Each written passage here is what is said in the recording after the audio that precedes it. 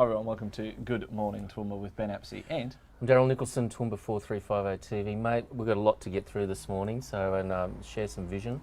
But I really want to thank Tim from Toowoomba Wellcamp Airport and you and Paul for arranging that tour yesterday at Wellcamp Airport. It was really cool. That was really awesome. cool. It was really good fun. Yeah, it's a shame COVID again. We couldn't get on board the plane. Cathay Pacific said, or Cathay Cargo, whatever they're called, said that we couldn't go on, but there will be other times, I guess. But there will be. Really felt honoured yesterday. I think they might have been worried that we were going to send Corona back to the Chinese. Yeah, that's right. Return to sender. Well, actually, interestingly, they announced yesterday, Yeah. Cathay Pacific announced yesterday that they've been given the ticket of approval for airmail Okay. on their cargo planes. Okay, yep. So There you go. Mate, big news. The top 100 influencers for Toowoomba has been revealed. So it started yesterday to subscribers. So I'm a subscriber. And you I was. You were, but I still subscribe to the Chronicle. Only one of us needs to. Doing some great journalism at the Chronicle, I must admit. Doing some great positive stories. This is Daryl trying to get onto the list. Just in case. At number 100, Scott May and Sheldon Rogers, those two guys are trying to get the RSL sub-branch up and running, so doing some great work there, so good on you guys. It's their first time. These are all first-timers too. They finally managed to influence council to actually fork out some money for $4 million they're renovations. going to spend there, $4 million, gets underway very soon. These are all first-timers who got on here, these 10, so it's from 100 to 91. Our very good friend, Gay Hold at Jazzy Lane, spoke to her last night after the airport. She was a bit bummed we didn't invite her out to the airport, so that's who we might invite her next time. So she got 99 for Project School Formal and doing some great work in the community there. She said it broke her heart that kids she was talking to a kid a few years ago, couldn't go to the formal, couldn't afford it, so that's where she came up with the concept. And she is, of course, the owner of Jazzy Lane Hair Studios. 98 is Brett Kinane, is that how I say his name? Kinnane? Brett Kinane. TAFE campus, he looks after the TAFE Southwest campus. Letitia Shelton, got a big billboard crowd-funded for slowing down porn in Toowoomba, or actually trying to stop porn in Toowoomba. Don't make me smile. Right. We talked about this yesterday, I'm not going to get into it.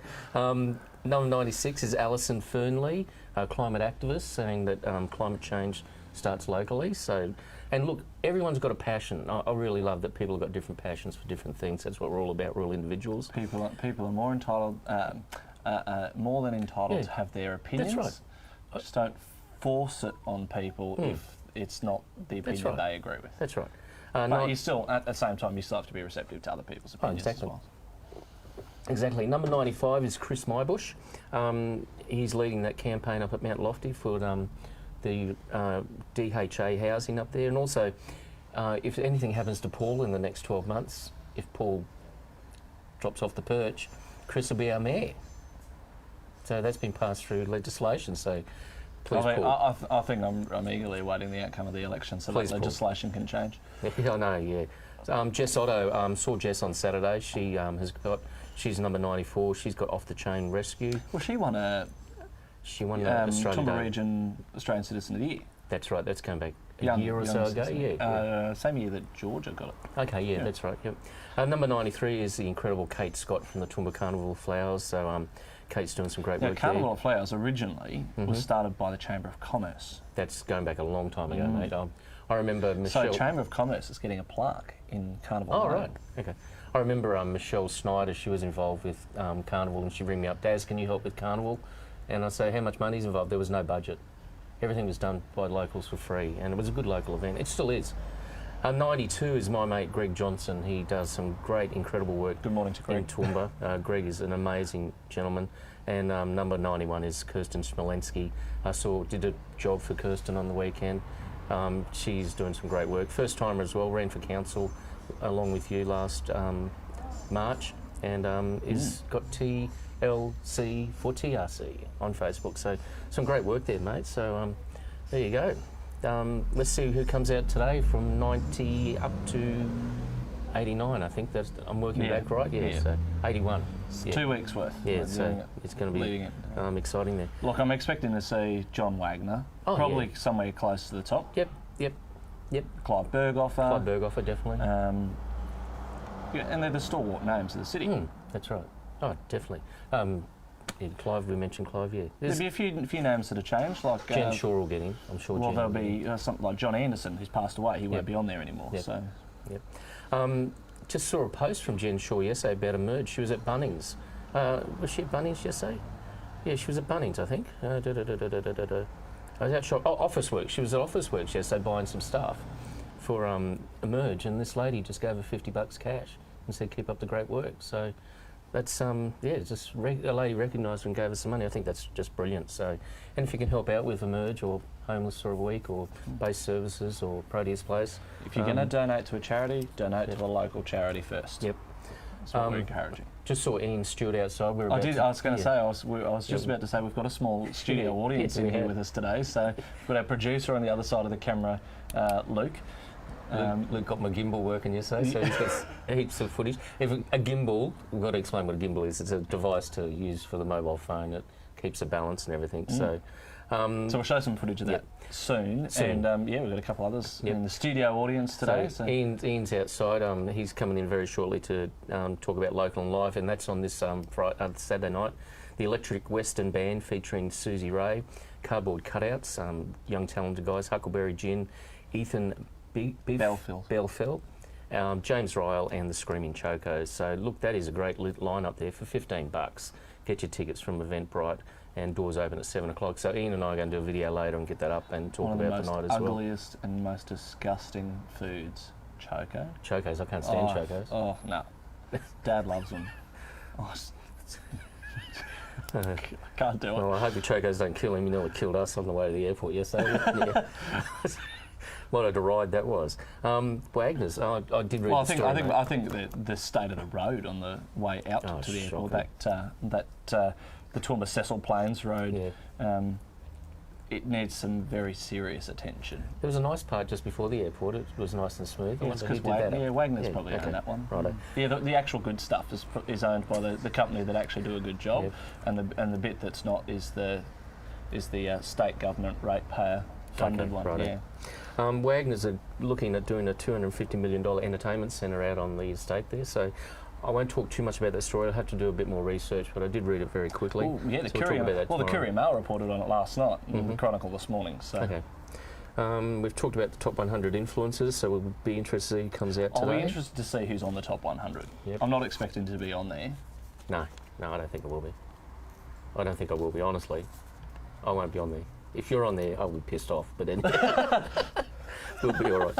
I was surprised you weren't on it last time. Oh, no. There's a lot of stuff getting in your mailbox. Which way do I go? So there's stuff from the Liberals and from the Labor, so we'll talk more about that later. Well, you need the Liberal one. We'll burn the other one. I'll stop that. And then this. We'll talk more about that on air. We won't talk about politics on this little channel here.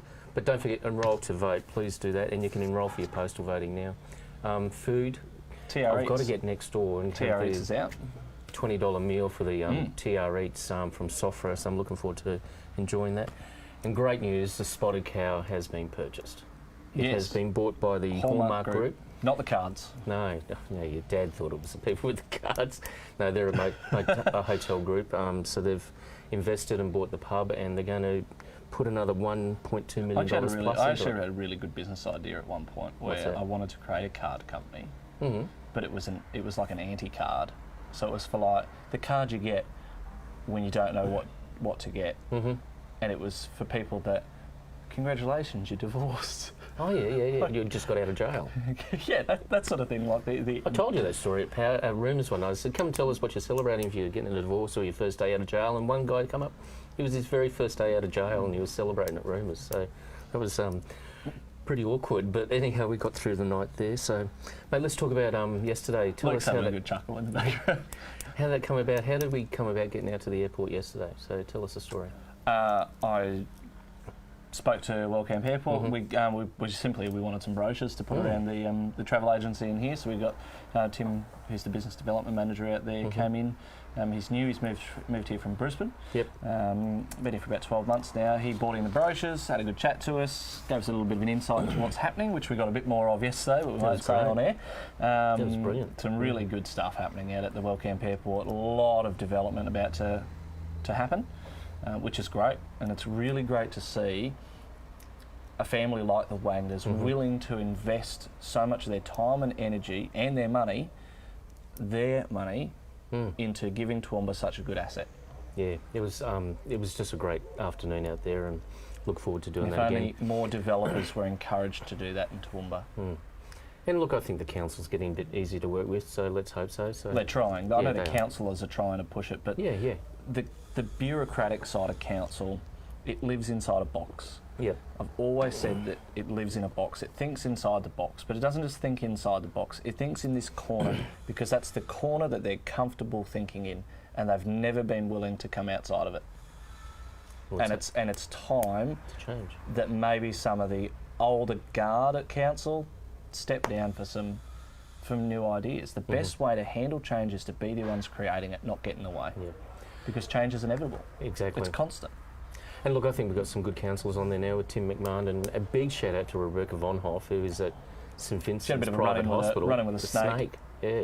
Fell backwards and cut a leg open. Now she's up in hospital. I don't know how long she's up there for, but she put another post up. No, she was out doing interviews yesterday. So she's in a wheelchair. For the cricket. Yeah, I saw that. She's pretty seriously, was pretty serious. So. Yeah. Oh, well, I'm glad the snake didn't bite her, because... that would have been bad. Well, I think it might have been a red-bellied black or a brown snake, I can't remember, but... Oh, they're all... Jeez, a snake's a snake. I'd rather a red belly than a brown. Okay, so let's just show you a little bit of footage that we took. We got there... Oh, wasn't it amazing?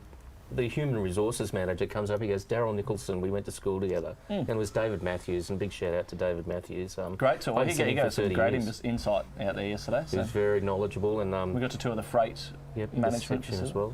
And they're about to expand, so that's another story. But let's have a look at the footage of the Cathay Pacific plane coming in yesterday at Wellcamp.